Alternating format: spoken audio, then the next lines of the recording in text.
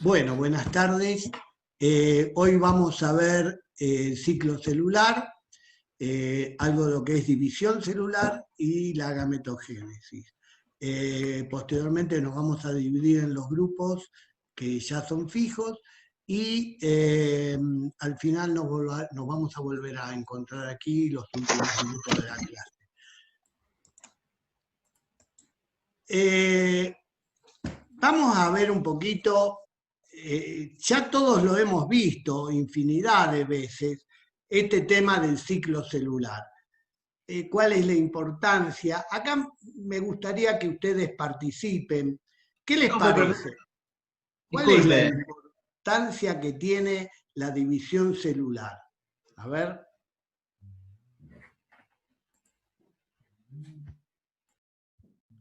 Escucho. Para el crecimiento de los órganos y tejidos, ¿cierto?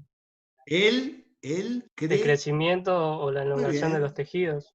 Bien, bien. ¿Qué más?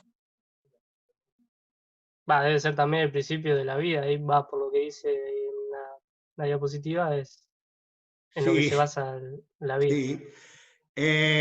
Pero cuando uno habla de división celular, ¿qué dos tipos de divisiones celulares conocemos? La mitosis y la meiosis. Muy bien, la mitosis y la meiosis. Vamos a ver entonces. Y dentro de ese ciclo celular que estamos hablando, ¿cómo definimos el ciclo celular? ¿Qué es el ciclo celular? ¿Cómo está compuesto?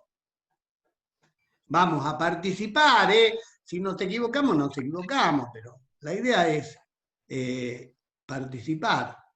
Dale. Con cuatro ciclos. Profase, metafase, anafase y telofase. No.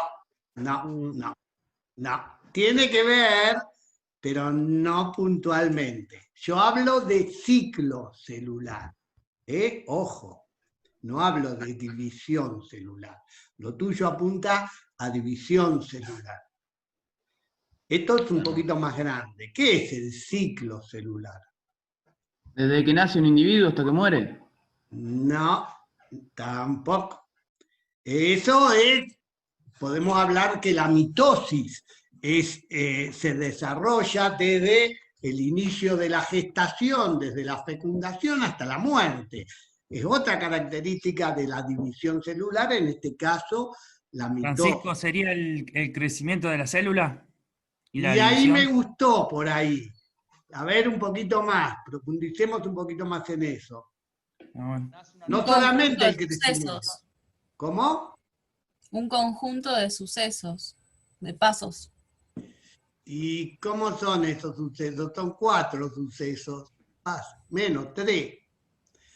En realidad, 4 en total. Uno es el que dijo tu compañero, crecimiento. ¿Y los otros? Reproducción. Ay, a ver. Ay, eso no me gustó mucho la palabra. ¿Y cómo es? ¿No era ¿División de 2 células? ¿La división de 2 células? No, eso es la metafase que se divide en citoplasmas y el núcleo, pero no. Nace, crece, se reproduce y muere, tampoco. No, a ver, vamos. Cuando se especifica la célula puede ser dependiendo de la función que va a cumplir en un organismo. No, vamos. Ahí tenemos ciclo celular, que está compuesto por la división celular y por la interfase. ¿Qué es la interfase? Es el periodo que va desde una división a la siguiente. Y esa interfase, división celular e interfase forman el ciclo celular. Acá lo tenemos.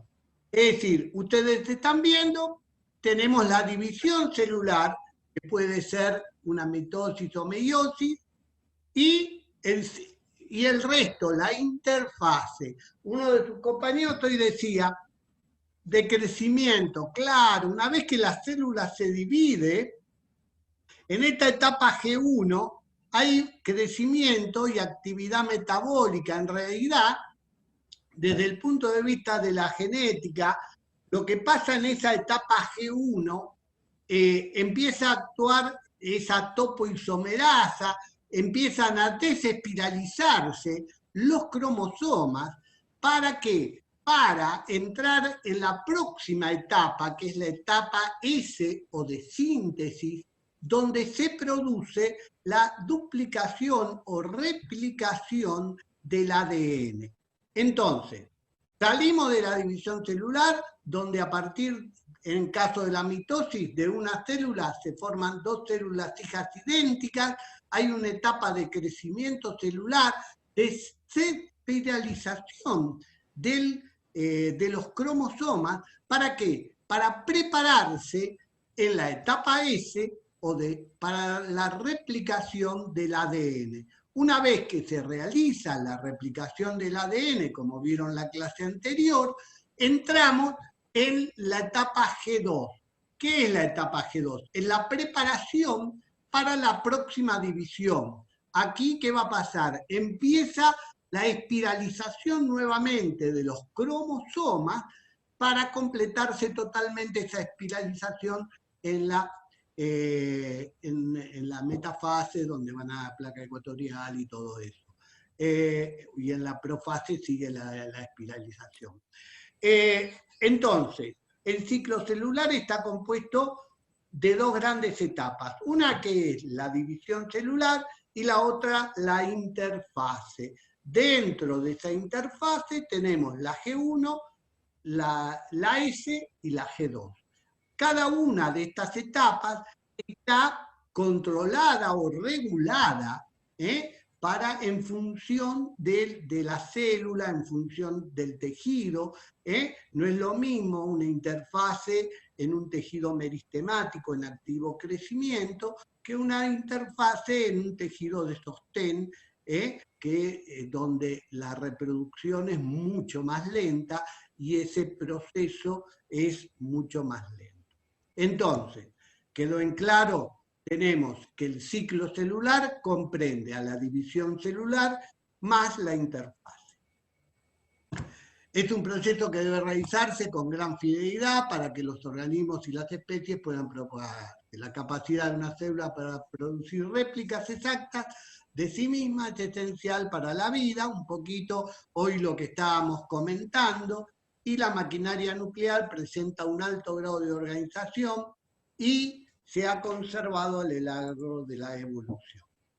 El ciclo celular consiste de 4 procesos, lo que veníamos diciendo: el crecimiento celular, la duplicación del ADN, la distribución de los cromosomas duplicados a las células hijas y la división celular.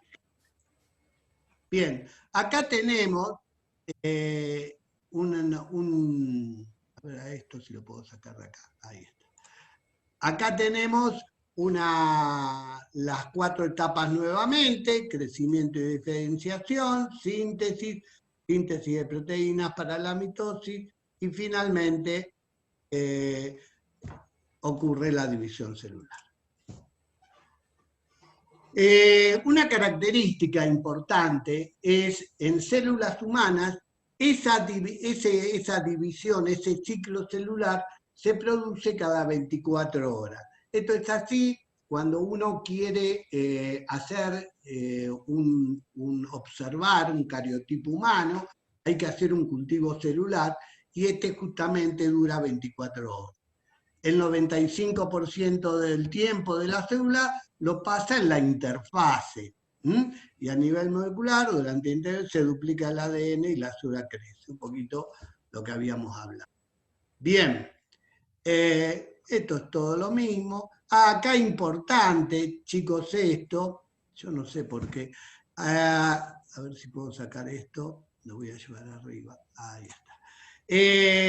Fíjense el tema de cuando se fecunda el huevo o cigota, se produce una primera división celular, una segunda, y se llega a un estadio de 8 células. En humanos, este estadio de 8 células es sumamente importante para realizar los estudios preimplantacionales. ¿Alguno de ustedes escuchó hablar alguna vez qué es un estudio preimplantacional? Hola. No, Francisco, yo la verdad que no.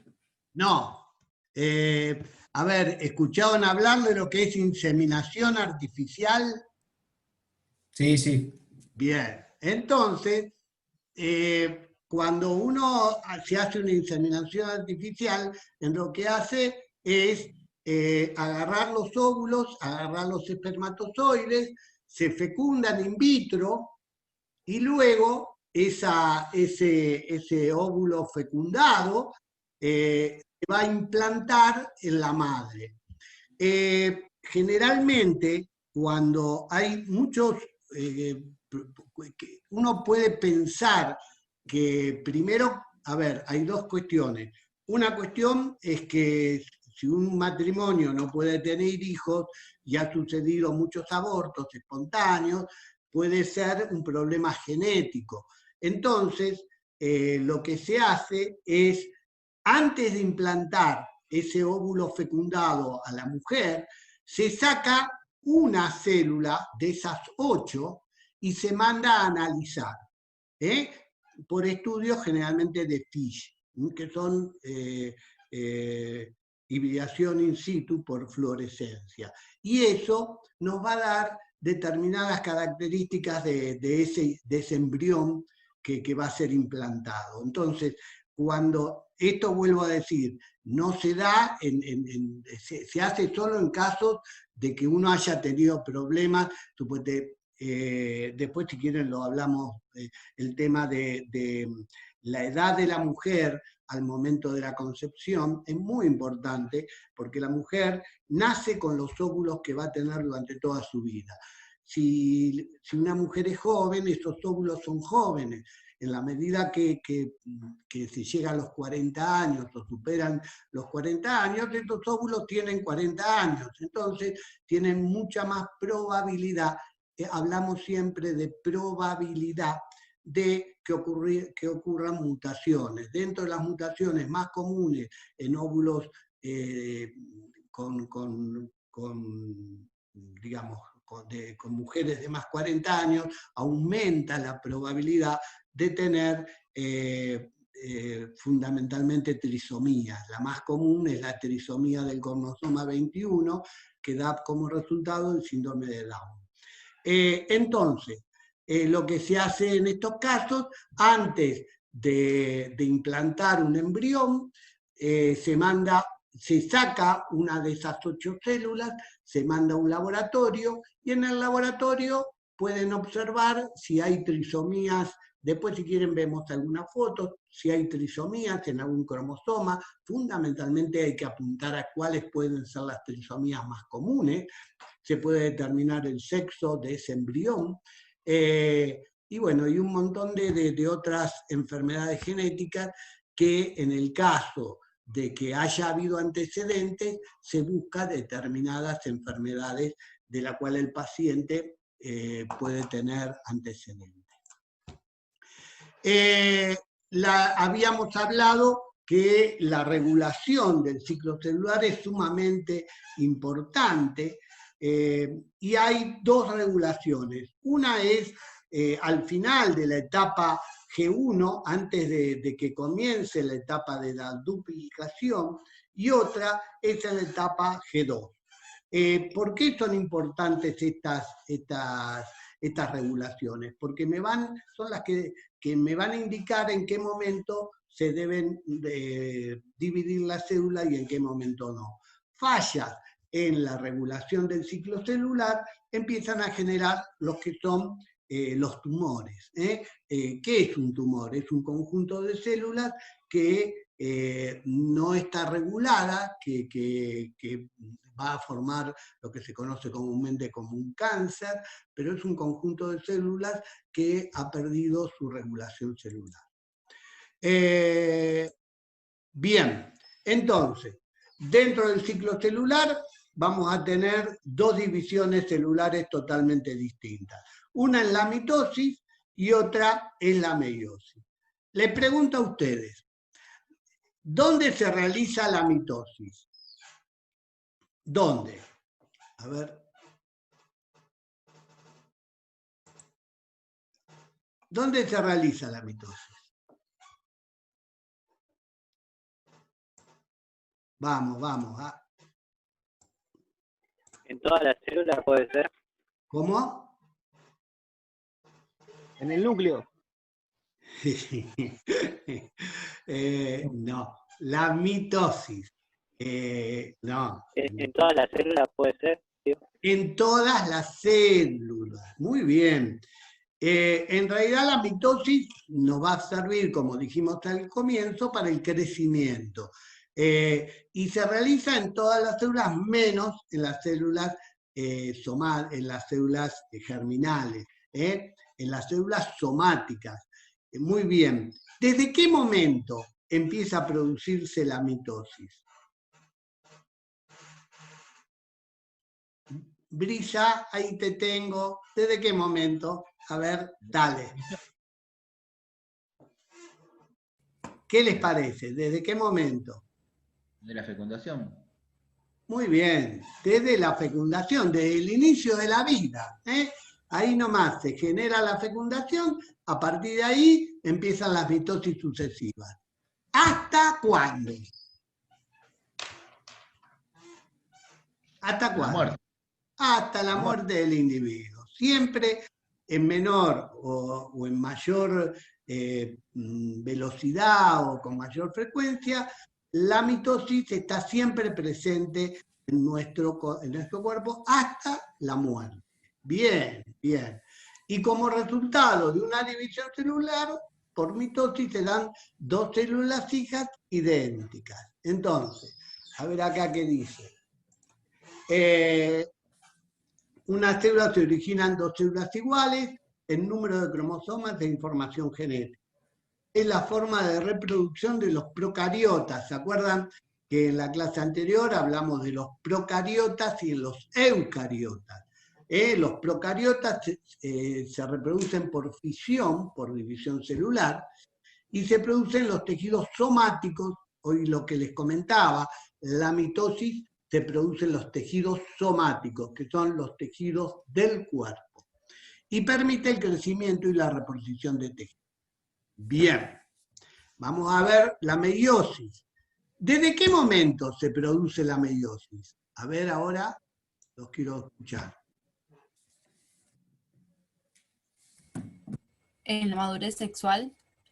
Bien, a partir de la madurez sexual del individuo. Eso va a ir cambiando por especies, en edades y todo eso. ¿Y hasta qué momento? ¿Hasta la muerte? Depende. Claro, digamos en humano, ¿qué les parece? Saquemos a Menem, ¿no? El resto, los normales, ¿hasta qué momento uno, tanto los hombres como las mujeres, tienen, en algunos casos es más, como se nota mucho más, ¿no? Que se acaba la meiosis. En la mujer en la menopausia. Claro. Exactamente, la mujer cuando entra en su periodo de menopausia deja de ovular, por lo cual deja de producir gametas y deja de producir meiosis. A diferencia de la mitosis, que era desde el inicio de la vida hasta el final, la meiosis se encuentra solamente en la etapa reproductiva del hombre. ¿Y en las plantas en qué momento se produce?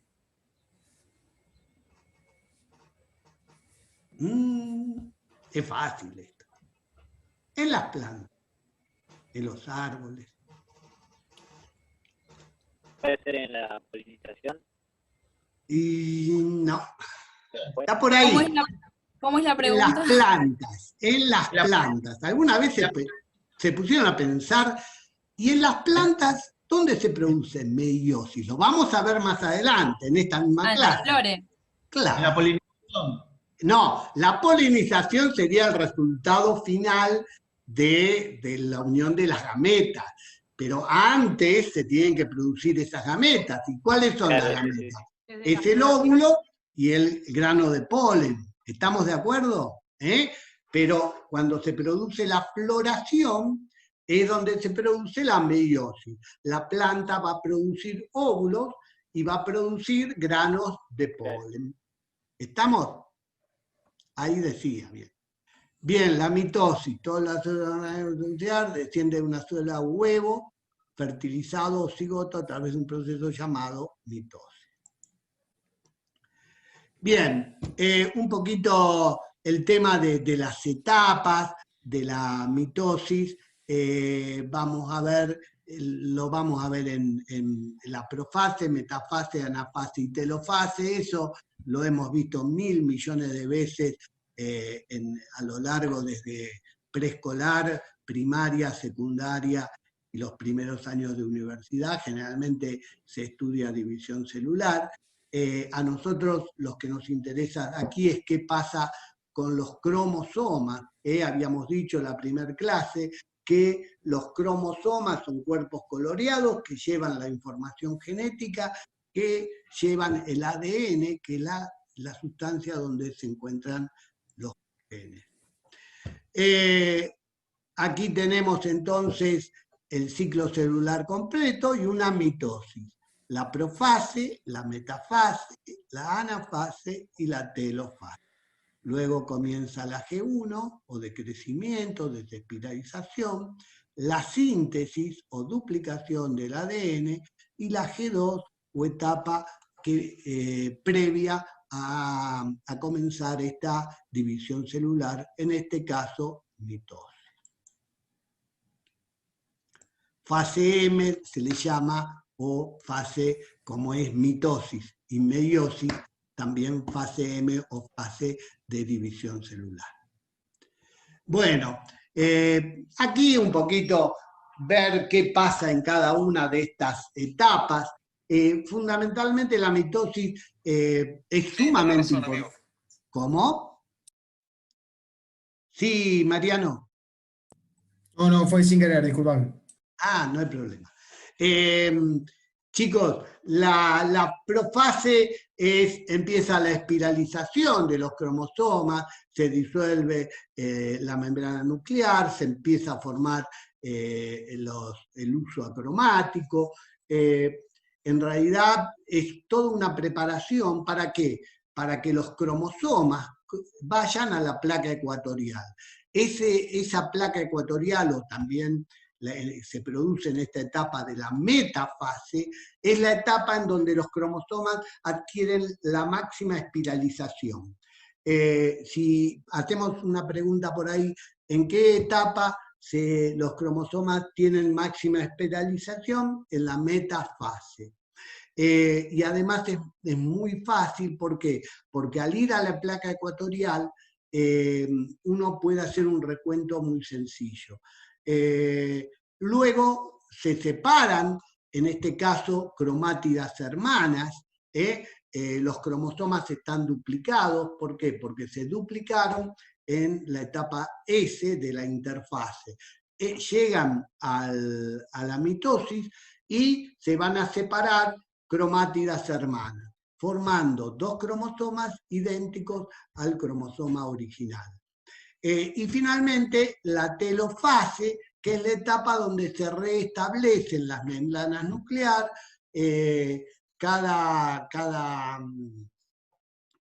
los cromosomas se empiezan a desespiralizar para producirse luego la citocinesis, que es la división del citoplasma, y formar dos células hijas, que van a entrar nuevamente a la interfase, a la etapa G1, S y la G2.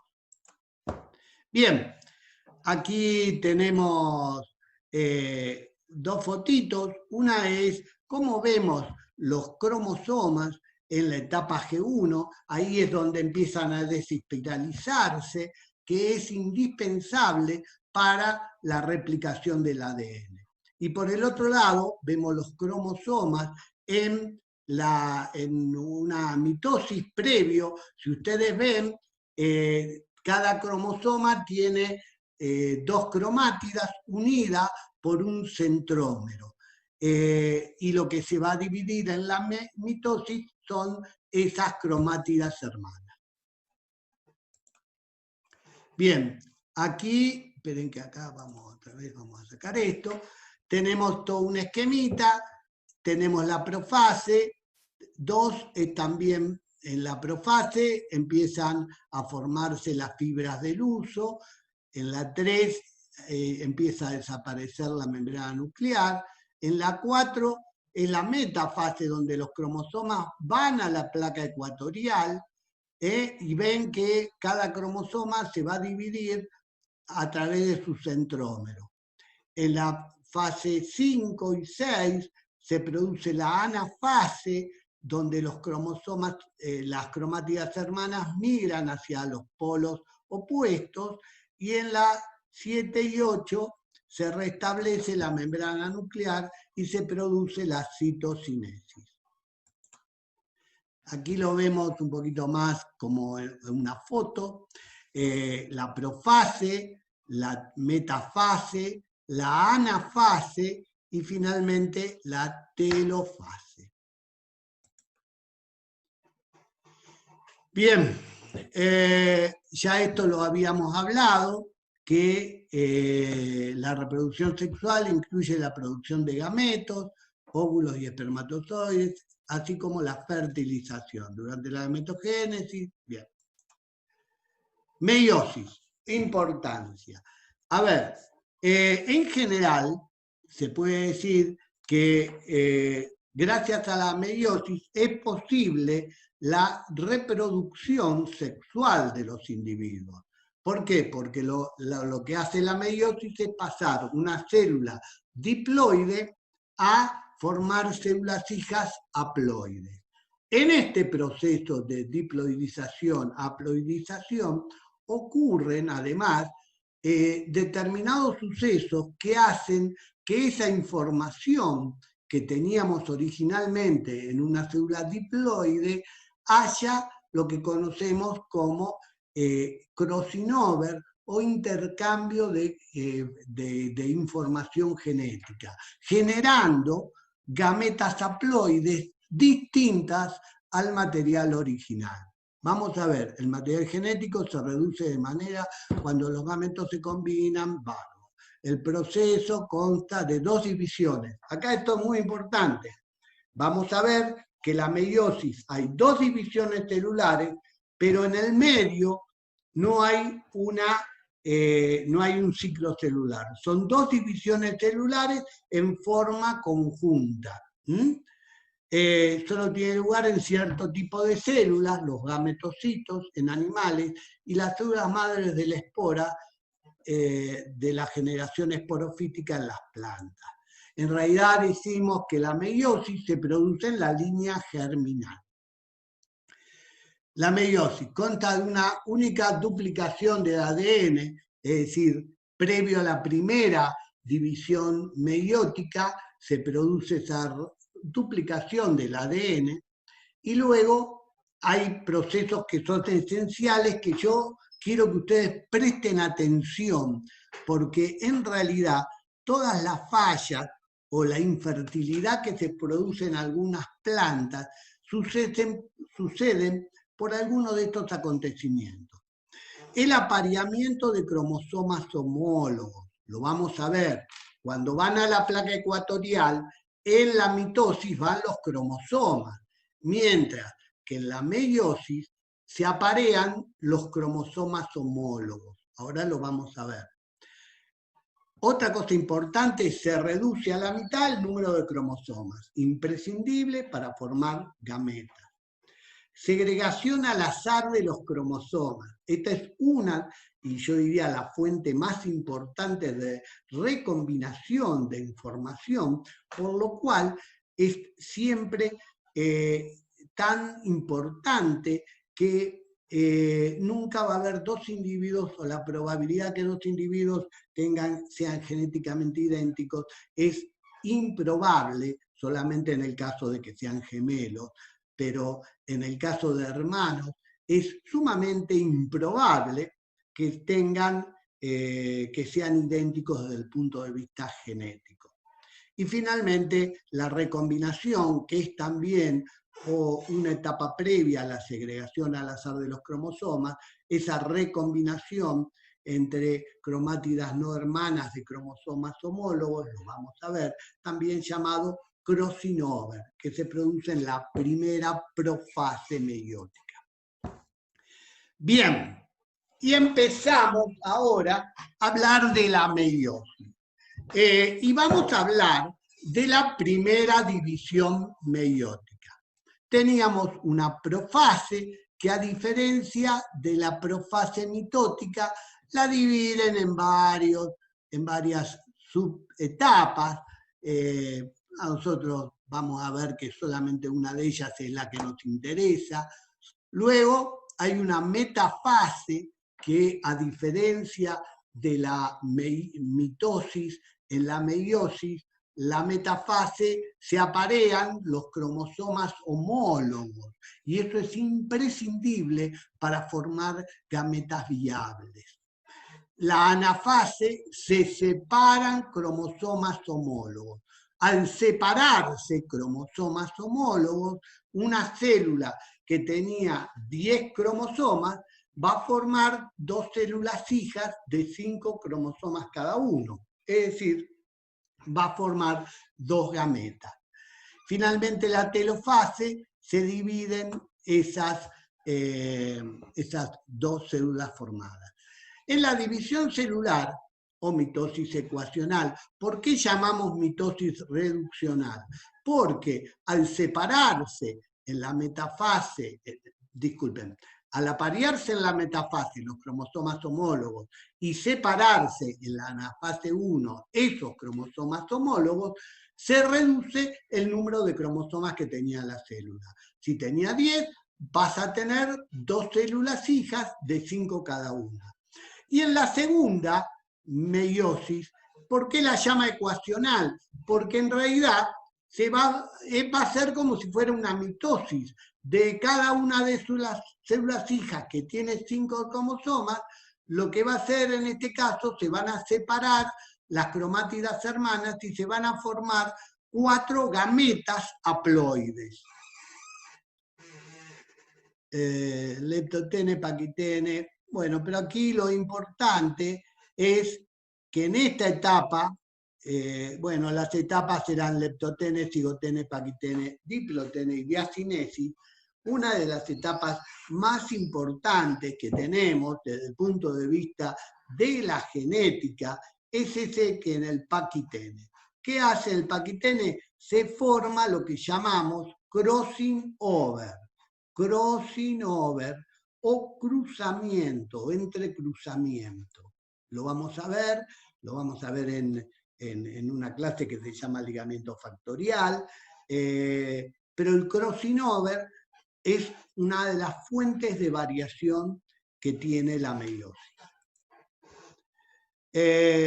Meiosis 1, la metafase, lo mismo, se aparean los cromosomas homólogos y en la anafase se separan cromosomas homólogos. Esto es sumamente importante.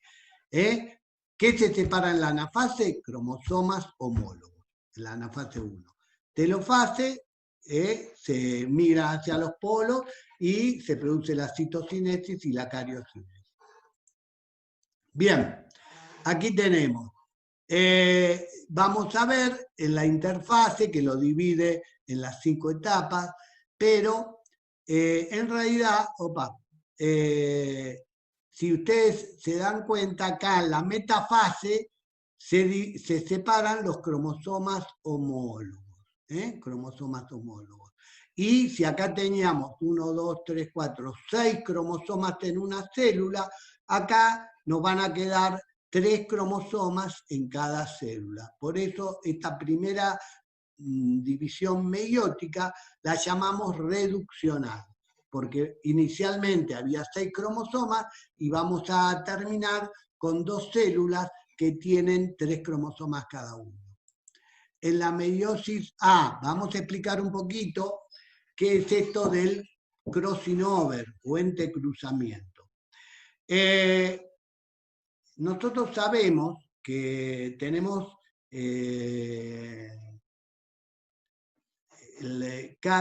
para cada par de cromosomas, 46 cromosomas tenemos en humanos, si no me equivoco, un par viene de la mamá y otro viene del papá. Es decir, tenemos 2 cromosomas 1, 2 cromosomas 2, 2 cromosomas 3 y así hasta 2 cromosomas 22 y un par de cromosomas que determina el sexo. Entonces, ¿qué es el crossing over? Cuando se aparean el cromosoma 1, se aparea el cromosoma 1 de la mamá con el cromosoma 1 del papá, se produce intercambio de información entre cromosomas.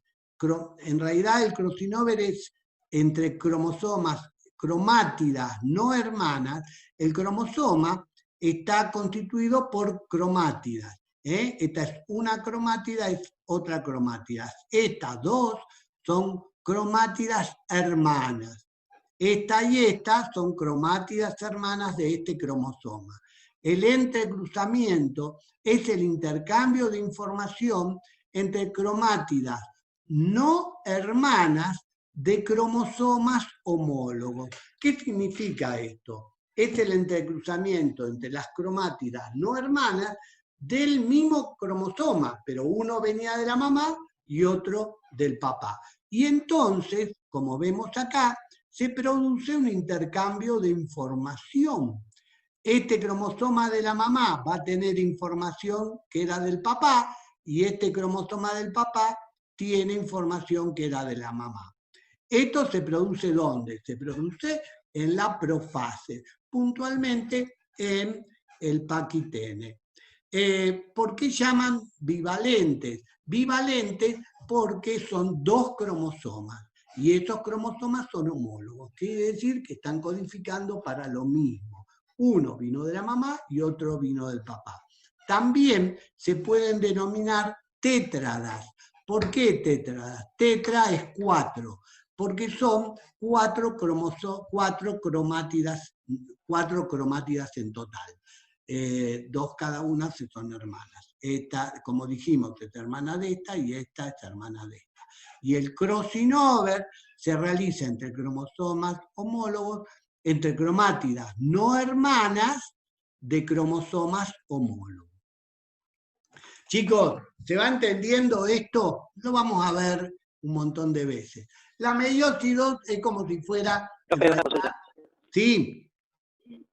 Que sean cromosomas homólogos, ¿quiere decir que comparten una misma localización o que... Mirá, ¿sabés qué? Discúlpame, se me corta mucho y no te escucho bien, por favor. Espera que subo el volumen. Sí, repetime, por favor. No, igual él se escucha entrecortado, no sos vos solamente. Sí, decime. No, lo escribo mi pregunta. Se escucha entrecortado. ¿Sabés qué? Escribilo por el chat y las chicas me lo leen. Dale.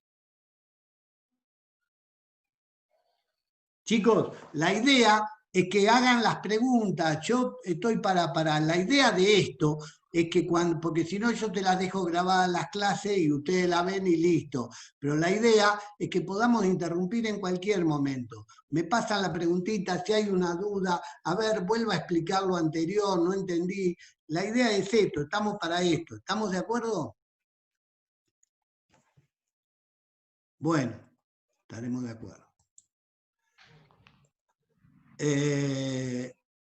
Bueno, la división 2 de la meiosis es como si fuera una mitosis, es muy semejante. Acá tenemos, acá vamos teniendo, en este caso también se ven las etapas, la anafase, la profase, la citocinesis. En un tejido se pueden ver las distintos, cada célula en general está en distintas etapas. Ven acá, están yendo a la placa ecuatorial, acá las vemos en la placa ecuatorial. Acá la migración, la anafase, esta está en la metafase, acá ya se dividieron. Acá la anafase se ve bien. Acá, acá también, acá se está haciendo. Acá ya se está dividiendo, citocinesis, se divide el citoplasma. Bien. Acá vuelta, a partir de una célula se forman 4 gametas. Y acuérdense que estas gametas en general son distintas. Son distintas. Acá podemos ver, miren, anteras de lirio, metafase 2, ven cómo migran. Acá están migrando cromátidas hermanas, telofase 2. Citocinesis, se divide el citoplasma en 4 gametas. Bien, vamos a ver esto de la importancia. Los organismos sexuales, lógicamente, si la reproducción sexual, si no fuera por la meiosis, no sería posible. La metafase 1, cada cromosoma tiene la misma probabilidad de migrar al polo. Acá hay una cuestión muy importante, muy importante. A ver si dejo de compartir un segundo. Vamos a dejar de compartir. Bien, y lo que voy a hacer... no. Esperen un poquito. En realidad voy a... otra vez voy a compartir, pero voy a compartir un Word. Aguanten un poquito. Ay, algo hice mal. Una cosa en blanco.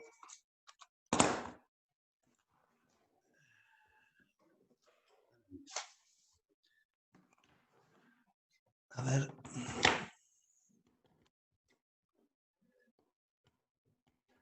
Bien.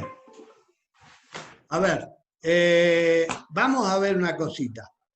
Vamos a poner acá.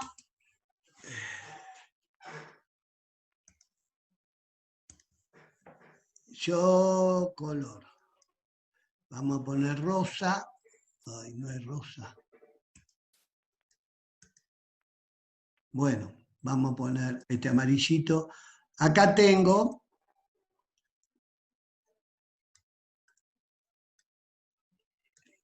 uno de estos y acá ahora vamos a poner el celestito, el otro.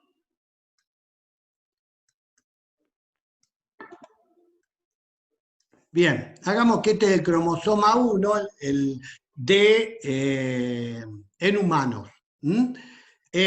Cuando en la meiosis, se me volvió una pena. En la meiosis 1, lo que se va a separar es cromosomas homólogos. Y se van a formar 2 células. Aquí tengo que cambiar de color porque si no... ¿Dónde está?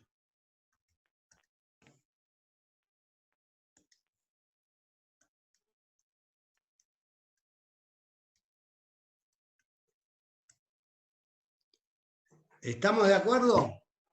Se forman 2 células con... El tema es que si yo tuviera acá, hacemos que esta célula tiene... vamos a poner 3 cromosomas, y ahora vamos a hacerlo del...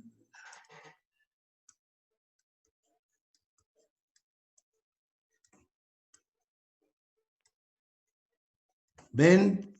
Cada cromosoma tiene que ser, suponete es el cromosoma 1, este es el par 2 y este es el par 3. Este individuo tiene 6 cromosomas. Ay, se me durmió la 2n igual 6. 6 cromosomas. Cuando se forma la meiosis la meiosis 1,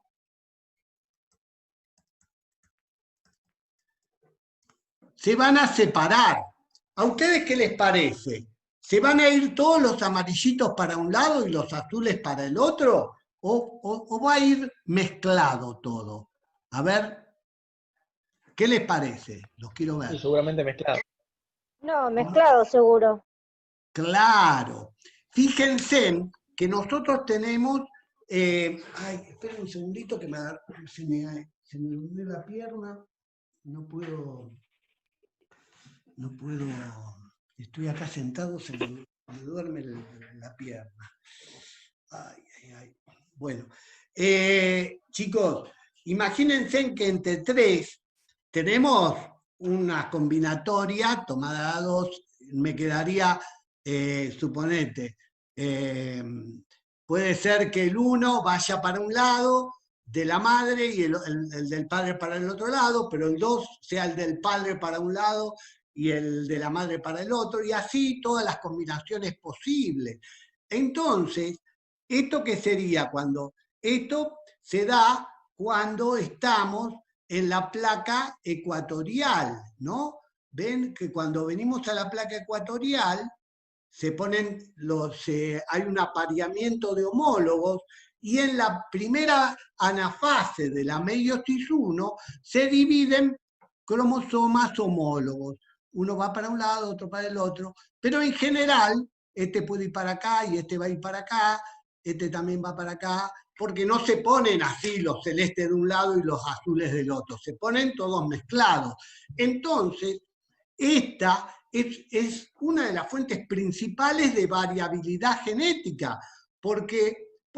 Y porque generalmente, suponete, vamos a hacer, en una célula, vamos a hacer ejemplo, en una puede ir el 1 de la madre con el 3 de la madre, en la otra el 1 de la madre y el 2, y en la otra puede ir el 2 y el 3, digamos, y respecto a los cromosomas del padre, si acá sería el 2, sería el del padre, 1, 2, acá estaría el 3, y acá estaría, y así un montón de probabilidades. En humanos, que tenemos 46 cromosomas, que son en realidad 23 pares, imagínense la probabilidad de posibilidades de gametas distintas que se generarían. ¿Se entiende este concepto? ¿Por qué la meiosis? Una fuente de variación es el crossing over, que dijimos que es el intercambio entre cromátidas no hermanas de cromosomas homólogos. Pero otra fuente, que es capaz que mucho más importante, es justamente la anafase, en realidad, cuando van que se forma una muy buena metafase.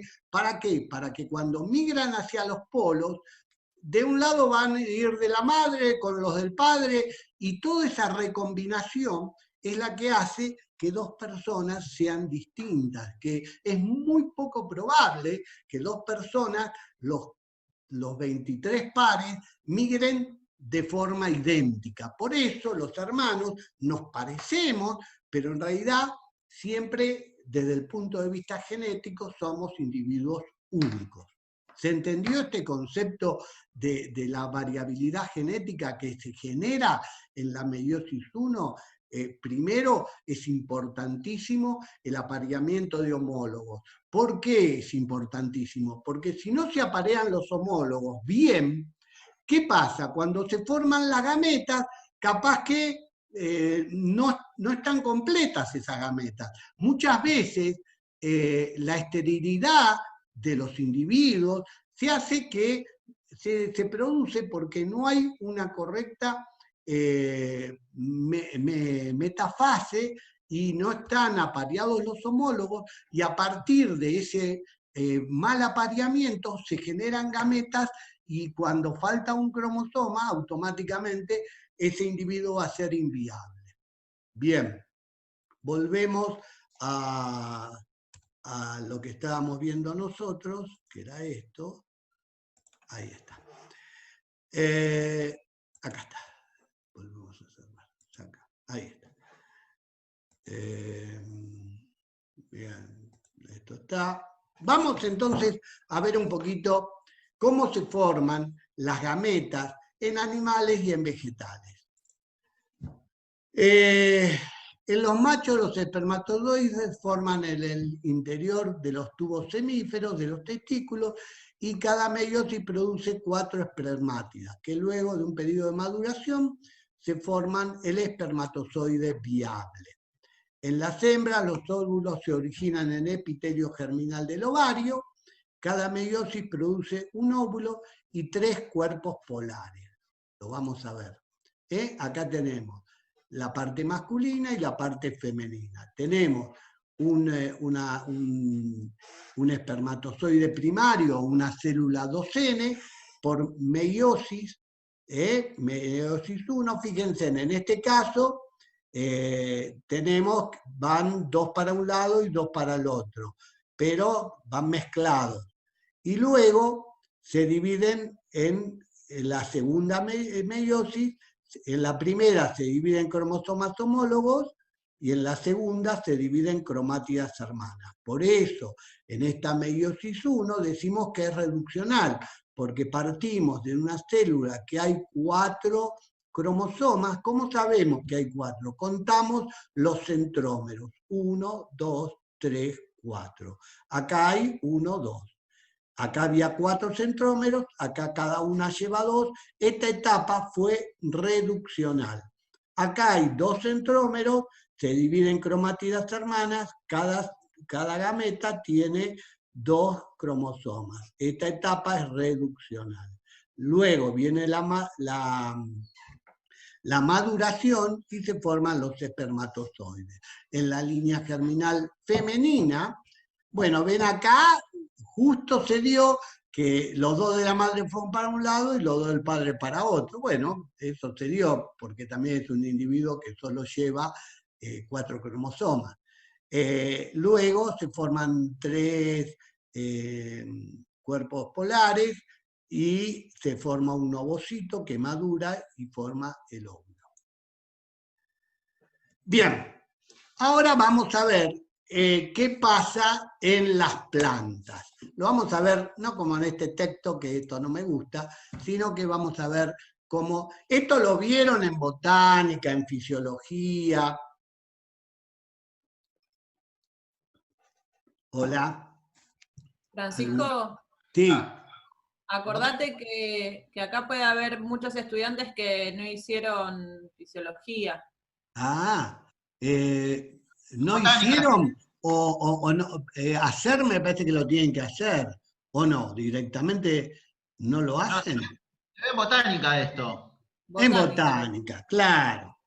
Bien, ¿se acuerdan entonces? Teníamos una célula madre diploide, y acá ¿qué pasa? Hay 4, se produce la meiosis, la primera meiosis, y se forman las 4 gametas, como veníamos diciendo. Pero ¿qué pasa? Estas 4 gametas, 3 van a abortar y va a quedar una sola gameta funcional. Entonces, volvemos, estamos hablando de cómo se forma el saco embrionario, el óvulo. Tenemos una célula diploide que por meiosis da 4 células haploides, 4 megasporas haploides. De esas 4 megasporas, solo una se hace viable y 3 son abortadas. Bien. Una vez que queda esa sola megaspora, se producen 3 mitosis sucesivas, 3 mitosis, sin citocinesis. ¿Qué quiere decir? Que se divide el núcleo, pero al no dividirse el citoplasma, esta célula ahora tiene 2 núcleos. Se vuelve a producir una segunda mitosis, forma otra vez 4 núcleos, y si se vuelve a producir otra mitosis, se forman 8 núcleos. ¿Cómo son estos núcleos entre sí? Si todo fue por mitosis, ¿cómo son estos 8 núcleos? Pregunto. ¿Idénticos? Idénticos. Desde el punto de vista genético, son idénticos. ¿Por qué? Porque son producto de una sola megaspora, que fue funcional, y después por mitosis sucesiva dieron una célula con 8 núcleos, que lo vamos a ver cómo se nombran esos 8 núcleos. Bien, estos 8 núcleos que dijimos son idénticos, se va la ovocélula, que es la que está muy cerquita de la micrópila, que es por donde va a entrar el grano de polen, y que va a dar origen al embrión, la ovocélula, cuando es fecundada con uno de los núcleos del grano de polen, genera el embrión.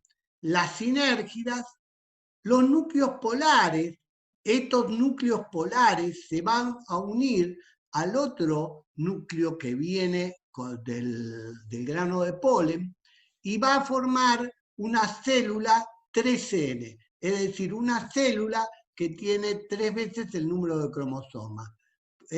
Y finalmente las antípodas son estas otras 3 que quedan en el borde externo, en la parte contrapuesta de la micrópila.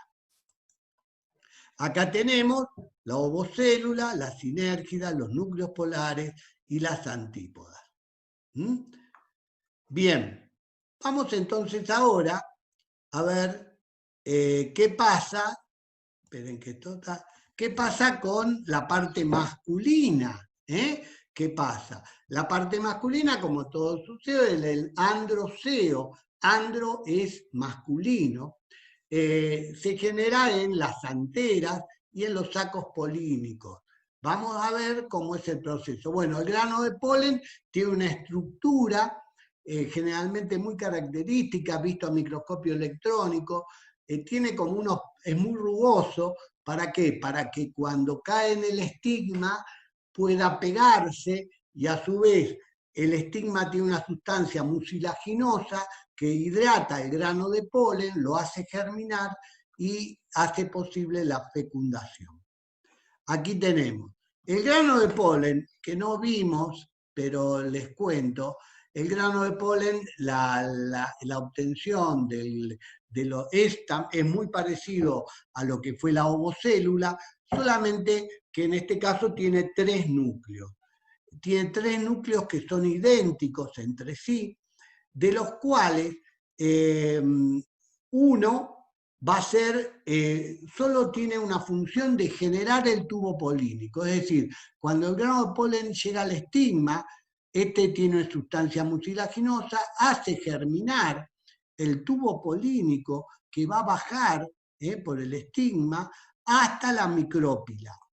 De estos 3 núcleos, el núcleo generador del tubo, una vez que llega a la micrópila, desaparece. Es decir, el grano de polen tiene 3 núcleos haploides idénticos entre ellos, de los cuales uno es el que va a generar el tubo polínico y que su función termina cuando llega a la micrópila. Y los otros 2 núcleos son los que van a producir la fecundación doble. Uno se va a unir a los núcleos polares y el otro se va a unir a los núcleos polares originando el endosperma, y el otro se va a unir a la ovocélula generando el embrión. Bueno, ahí está. Acá está el dibujito, y entonces un núcleo se une a los 2 polares originando el endosperma, y el otro se une al núcleo polar, a la ovocélula, generando el embrión. Bien, y aquí tenemos una semillita, donde vamos a tener el germen, el endosperma, el pericarpio y la aleurona. Aquí faltaría aleurona. Entonces, el germen, fíjense volvemos acá. El germen, que se unieron dos núcleos. ¿Cómo va a ser? 2N. 2N. El germen es 2N. A ver si puedo escribir acá. No sé, ¿eh? Me parece que no. A ver. 2N. ¿Y cómo va a ser? 2N. Uno del papá y uno de la mamá. ¿Estamos de acuerdo? El endosperma, ¿cómo va a ser? 3N. 3N. ¿Y cómo está compuesto? Uno del papá. Uno del papá. 2 de la mamá. ¿Se entiende? Volvemos atrás. Vieron que el endosperma se origina a partir de la unión de dos núcleos polares con un núcleo del grano de polen. Faltaría la aleurona, que va acá, aleurona. Que la aleurona es la capa externa del endosperma y es igual al endosperma. Aleurona y endosperma es lo mismo. Y el pericarpio es 2N, pero tejido materno. El pericarpio son restos de tejido que quedan, pero el pericarpio es 2N y es todo materno. ¿Se entendió esto, chicos? ¿Alguien no lo entiende? ¿Quieren que lo repita de dónde sale cada cosa? A ver, un segundo. ¿Ven? Acá está. Acá. Acá esto va a formar endosperma. 3N. 2 de la madre, 1 del padre. Esto va a formar el embrión. 12. 1 más 1. Y bueno, después las otras cosas. ¿Está? Bien. Esto es importante porque vamos a hacer problemas y aparecen los parciales y tenemos que saber qué es cada cosa y no cometer errores. A veces uno se equivoca, la aleurona, el pericarpio. Yo la verdad que no lo repasé, pero estoy casi convencido que no me estoy equivocando. Bien, seguimos. La función de la gameta son las portadoras de información genética de una generación a otra, la enorme variabilidad que puede contener al unirse con otra forma de un nuevo individuo. Muy bien. Bien, acá terminamos. Terminamos con dejar